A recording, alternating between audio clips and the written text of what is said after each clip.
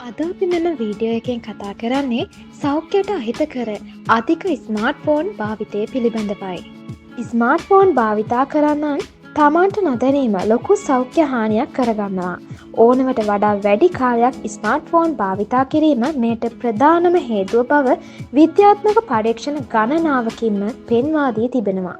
Smart phone භාවිතා කිරීම නිසා බොහෝ දෙනාට බෙල්ලේ සහ කොන්දේ අමාරු ඇතිවෙනවා.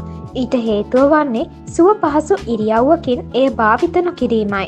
එසේම ස්වල්ප වශයෙන් තිබෙන එවැනි දුබලතා කාලයක් සමග උග්‍ර අතට හැරිය හැකිය. බ්‍රිතාන්‍යයේ වරලත් බෞද්ධ චිකිත්සක සංගමය මේ පිළිබඳව පැවැත් වූ පර්යේෂණවලින් අනාවරණය වී තිබුණේ අලුත් පරම්පරාවේ බොහෝ දෙනා ස්මාර්ට් ෆෝනයටම වහල් වී සිටීම නිසා බෞද්ධ චිකිත්සක ප්‍රතිකාර ලබා ගත යුතු තරමටම ආබාධිත වන බවයි. දැන් නොයෙක් ප්‍රමාණයේ ස්මාර්ට් ෆෝන් තිබෙනවා. එසේම මෙම ස්මාර්ට් දුරකථනවල බොහෝ කාර්යයන් සිදු කිරීම සඳහා විවිධ ඇප්ස් ගණනාවක්ද සකසා තිබෙනවා. මෙම ඇප්ස් භාවිතයේදී ඇඟිලි හැසිරවීමට බොහෝ දෙනා පුරුදු වී සිටින්නේ එක් තැනැත්තාට ආවේනික ක්‍රමවලටය. එම නිසා එකම ආකාරයකට අනුව ඇඟිලි ක්‍රියාත්මක කරවන්න සිදුවන නිසා ස්වභාවිකව ඇඟිලි ක්‍රියාකාරීත්ව රිද්මයට එය එරෙහි වී තිබෙනවා. ස්මාර්ට් ෆෝන් වලින් නික්මෙන ශබ්දයක් අපේ සෞඛ්‍යයට අහිතකර වේ. විවිධ සංඥා හඬ වර්ග මෙන්ම තියුණු ශබ්ද නාදත් අද ස්මාර්ට් ෆෝන් වල ඕනෑ තරම් තිබෙනවා. මේවා මිනිස් සහ ඒ අසල සිටින සතුන්ටද අහිතකර වන අතර එය මානසික ආතතියටද මුල පුරනවා. තවද දුරකථන තිරයෙන් නිකුත් වෙන නිල් එළියද අපේ ඇස්වලට හානිගෙන දෙනවා. ඇමරිකාවේ ජාතික වෛද්‍ය පුස්තකාලය මේ දුරකථන භාවිතය පිළිබඳව පර්යේෂණ ගණනාවක් මෙහෙවා තිබෙනවා.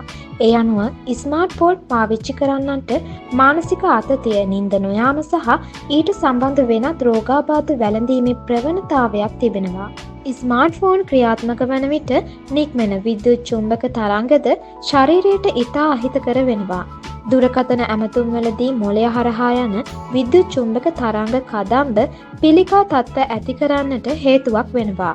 තවද එමගින් හිස රදේ සිට විෂාදය දක්වා වෙන සෞඛ්‍ය ආබාධ ගණනාවක් ඇති කරන බවට හෙළි වී තිබෙනවා.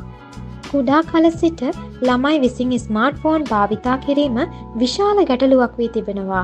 ලදරුවන් නැලවීමට පවා ස්මාර්ට් ෆෝන් දෙමව්පියන් විසින් ලදරුවන්ට ලබා දෙන අතර එම නිසා ඇඟ වෙහෙසා සෙල්ලම් කරන්න අවශ්‍ය දරුවන් ස්මාර්ට් ෆෝන් ක්‍රීඩාවලට හුරු වී සිටිනවා.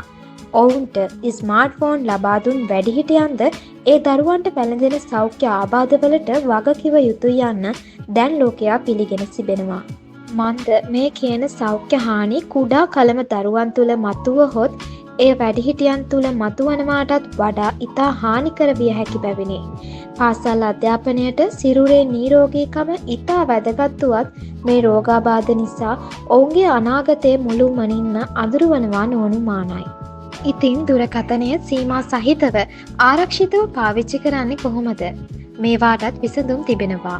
ඔබට කාලයේ කළමනාකරණයට ඩිජිටල් වෙල්බෙයින් වැනි යෙදවුන්ද ඇස්වලට හානිය අඩු කර ගැනීමට බ්ලූ ලයිට් ෆිල්ටර් වැනි විශේෂාංගද ළමයින්ට සීමා සහිතව දුරකථනය භාවිතා කිරීම සඳහා ලබා දීමට පෙරෙන්ටල් කන්ට්‍රෝල් වැනි යෙදවුම්ද දුරකථනය සීමා සහිතව ආරක්ෂිතව භාවිතා කිරීමට උපකාරී වෙනවා.